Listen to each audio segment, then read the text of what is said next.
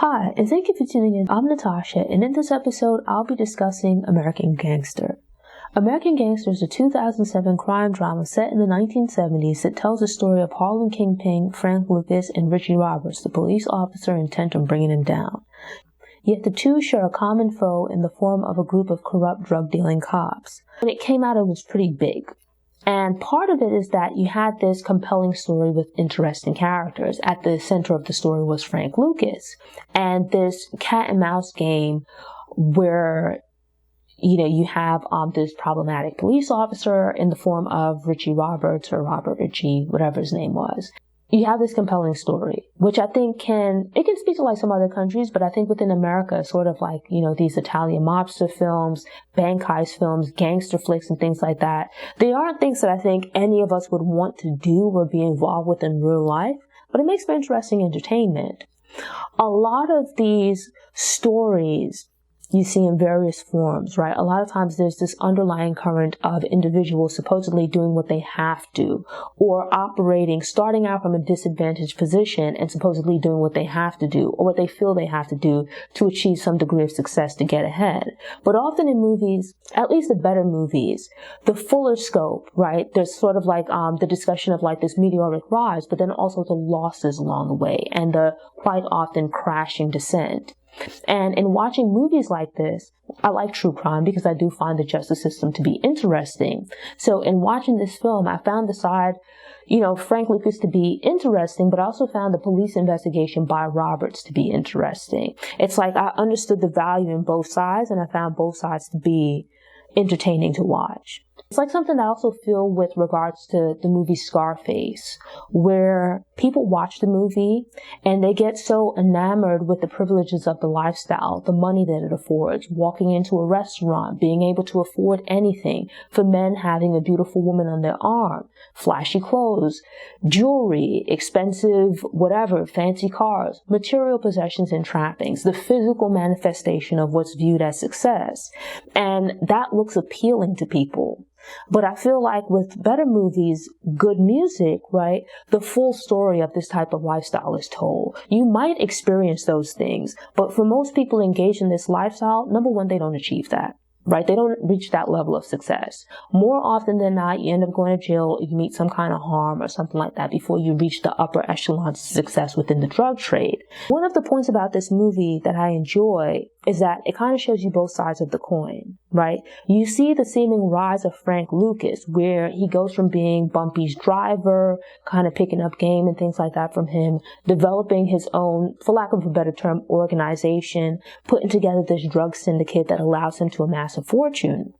But then at the same time, as the movie goes on, it shows that, yes, he achieves these financial trappings, like he has a nice house, he's able to buy his mom a house, he brings his brothers, cousins, extended family and whatnot up from the South, from the Carolinas to New York, where they spread out and they get involved in business and things like that. And they're also able to achieve some degree of financial comfort as well.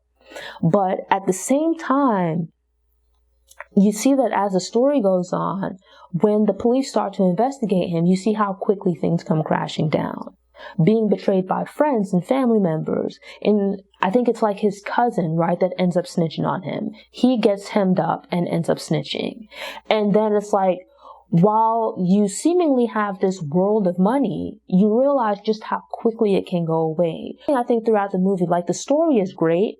Everyone pretty much turns in a great performance, where within the film, I wouldn't expect anything less than a great performance from Denzel Washington. I can think of movies he might have been in where, like, overall, I didn't really like the movie. I might have thought, like, the story was problematic or whatever, but I can't think of a movie that I watched where I watch him and think, like, Denzel's acting isn't up to par this time. I've seen quite a few movies with Russell Crowe, and putting aside, like, his problematic behavior outside of movies, like his personal life and whatnot, within movies, he's actually a pretty good actor. Of the films that I've seen him, granted, I haven't seen every Russell Crowe movie, but, movies that I've seen him in, I think he generally does a really good job in his role. And that's no different here. Going down the line from there, Ruby Dee, some of these other actors and actresses that appear, they all do really good jobs in their role. And it's like, when you look at the film, I can't think of anyone that was like a weak link. I feel like part of the movie's success is that everyone showed up and did their thing.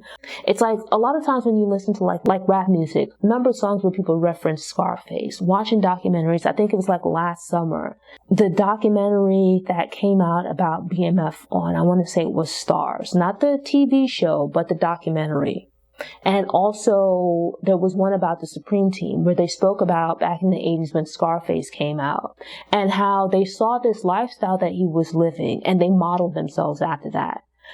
The question that I always ask about this is, did you watch the whole movie or did you just turn it off after a certain point and never watch the ending? Because it's like, sure, Scarface, he becomes like this big boy in the drug trade.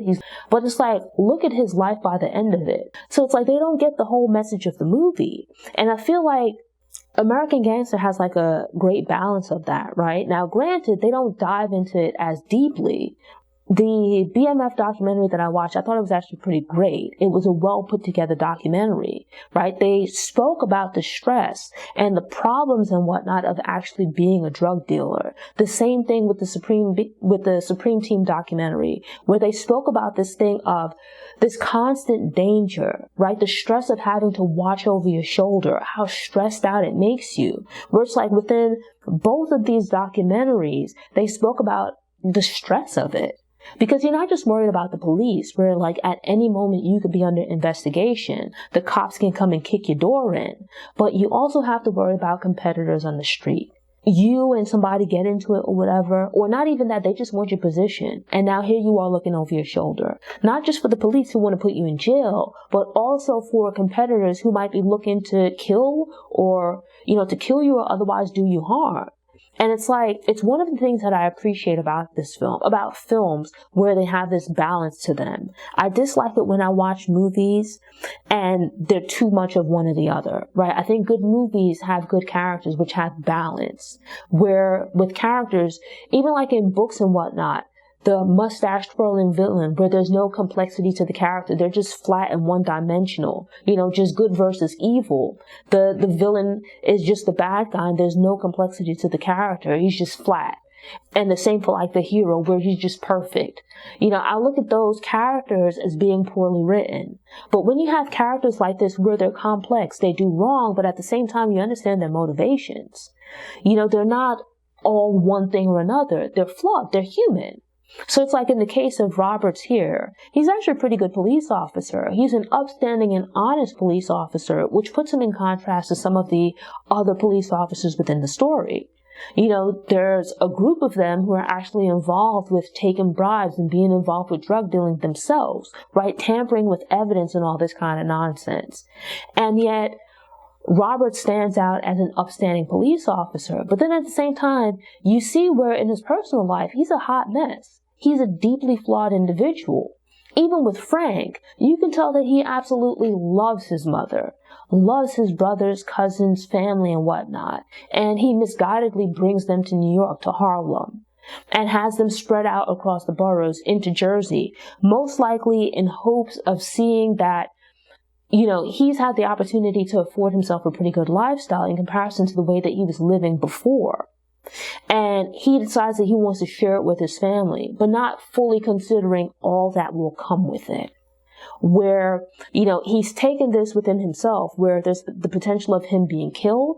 There's the attempts on his life, but also the possibility of him going to jail as he does come under investigation by police. And as part of that, you have this thing where it's like he brings his family into this situation, but is just focused on the upsides, right? Bringing them here will afford them a better quality of life. Coming to New York, becoming a part of this organization that he's building, but he's not fully considering the negative ways in which it can impact them.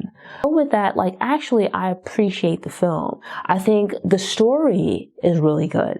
The acting, solid performances from everyone, like I said, but it's like a real deal stand-up story. It's a film that you can watch time and time again, and it has immense replay value as it remains enjoyable. The reason being, I think it's one of these movies that speak to less about like specific time periods, right? But they dive more deeply into speaking about the human experience and human condition, where there's this thing of wanting more out of life, especially for people who come from humble beginnings, who come from poverty, not necessarily having the connections or knowing how to make those things a reality.